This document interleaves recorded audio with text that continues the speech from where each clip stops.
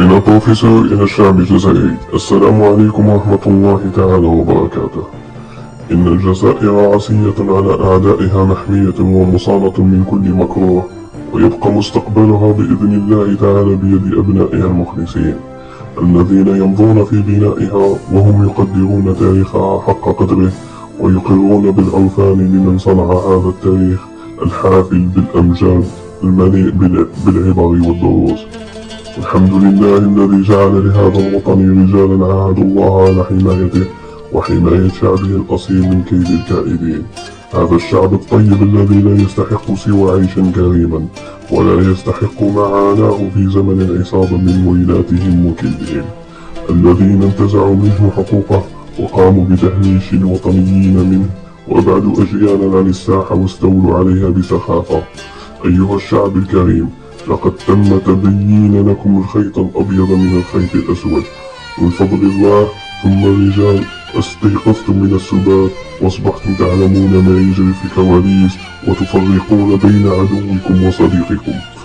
فأوصيكم بما يلي: نصر الحق ورفع رايته عاليا، حب الوطن والتضحية من أجله، الالتفاف حول جيشكم ورئيسكم، والحذر ممن يدعون الوطنية ويهمونكم بأنهم في صفكم، لأن أغلبهم تم استخدامهم من طرف العدو، لأنه أدرك أن الأحجار التي سيستعملها باتت مكشوفة، وقرر صناعة أحجار جديدة وخبأها لمثل هذه الأيام ليخرجها للعلن، موهما شعبنا الكريم أن هذه الأحجار هي الأحجار الكريمة، من أجل أن يلتف حولها الشعب ويزكيها، وبهذا يكون العدو قد حقق مبتغاه بتجديد هيكله من جديد من أجل مواصلة هيمنته ووصايته.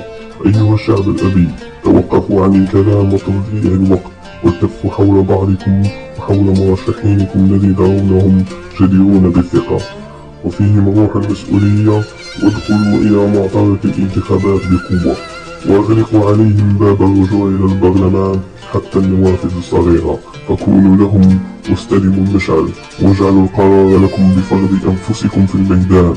أحبائي في الله، كان لي مشوار معكم في توعيتكم وتبيين لكم الخبيث من الطيب، والصديق من العدو، والوطني من العميل، ووضعت هندستي بين أيديكم لتكملوا المشوار وتستلموا المشعل.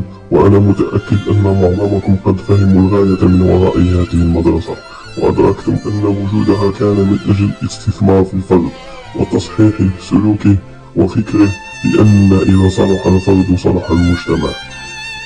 البروفيسور يطلب منكم أن تجلسوا مع أنفسكم وتسألوها: هل أنا إنسان وطني بما تحمله الكلمة من معنى؟ هل أنا إنسان صالح؟ هل أنا إنسان عادل؟ هل أنا إنسان يخاف الله ويقوم بكل واجباته؟ لأن مفتاح الأزمة التي مر بها الوطن هي أزمة فكر وسلوك الفرد. فلو سألنا كل شعبنا الأبي عن الأسباب التي أدت بنا إلى هذه المعضلة، سيجيب بكلمة: هم فعلوا، هم قاموا، هم إلى آخره. وقليل من يقول ومن يعترف أننا كلنا شاركنا من بعيد أو من قريب فيما نعيشه الآن. كفانا نفاقا وتعنتا، كفانا أحلاما. نحن شعب ليس معصوم، وأننا شعب الله المختار. كفانا استعباطا لأن الوقت حان لنضع النص على الموطن الداء إذا كنا نريد خيرا لهذا الوطن بالطبع، لأن العصابة ليس أفرادا وفقط، بل هي عقليات انتشرت في عامة الشعب من أعلى الهرم إلى أسفله. فإذا كنا حقا نريد التغيير، فعلى كل فرد منا أن يقول لنفسه: من اليوم فصاعدا سأكف عن كل التجاوزات والمخالفات. سأكف عن كل التجاوزات والمخالفات، دينية كانت أو روتينية. هذه المخالفات التي من ضمنها التي تحدث مع الفرد نفسه ثم مع محيطه. إذا استطعنا تحقيق ذلك، أقول لكم: لقد تحقق الحلم، لأن الأحلام لا تتحقق بالتمني والأوهام، بل تتحقق بالعمل والمثابرة. من يكلمكم اليوم هو واحد منكم، أدرك كما يدرك الكثير منا أن إذا أردنا فعلا تغيير نحو الأفضل، علينا أن نبدأ بأنفسنا، كما قال تعالى في كتابه الكريم: إن الله لا يغير ما بقوم حتى يغيروا ما بأنفسهم. فكونوا إيجابيين في المجتمع، وحافظوا على وطنكم وهويتكم وعقيدتكم وتاريخكم.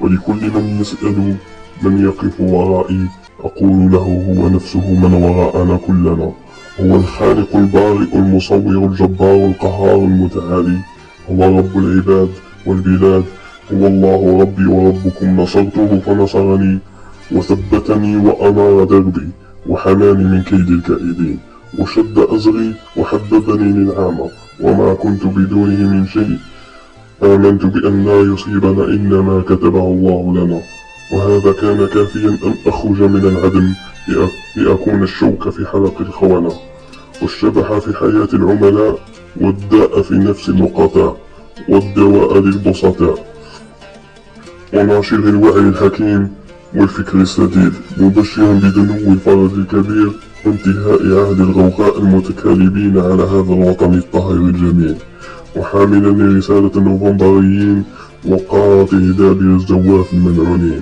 قلت لكم وأقولها دائما وأبدا: لا تقلقوا على هذا الوطن الشريف، فهو في حماية الله تعالى أولا، ثم في حماية الجيش المكين وشعب أوعى من خبث الخبيثين. وفي الأخير أتمنى أن يبقى البروفيسور رمزا للمقاومة والنضال والكفاح، ومنبرا للعلم والوحي، وأتمنى من كل من تابعني ويتابعني أو تصادق مع أحد منشوراتي أن يدعو الله لي بالسداد والرشاد وكثرة الزاد والدعاء للوالد الذي لولا تربيته وتوجيهه ومبادئه لكنت اليوم من الضالين، ولوالدتي بالصحة والعافية وطول العمر، وكما أدعو كل واحد منكم بالمسامحة والمغفرة إن أخطأت أو ظلمتكم أو تجاوزت حدودي في معاملتكم، فأتمنى أن تصفحوا عني.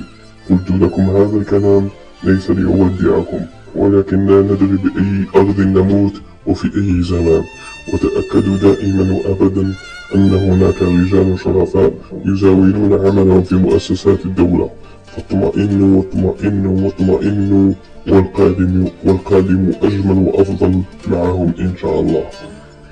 وفي الأخير لكم مني تحية تقدير وإجلال واحترام لكل الشعب الذي يغار على دينه ووطنه ويحمل همه. نحن خلقنا بالذل وإليه نعود، لا نريد منكم جزاء ولا شكورا، إنما أجرنا على الله. لا نريد شهرة ولا نجومية ولا مناصب ولا نفاق ولا اعتناق، بل نريد أن نبقى ذكرى جميلة في قلوب شعبنا الأبي، يتذكرها وقت الشدائد ليعود له الأمل أن هناك دائما رجال شرفاء يدافعون عن هذا الوطن. هذا هو هدفنا، فشكرا لكم. أستودعكم الله الذي لا تضيع ودائعه، المجد والخلود لشهدائنا الأبرار. تحيا الجزائر. أخوكم في الله البروفيسور.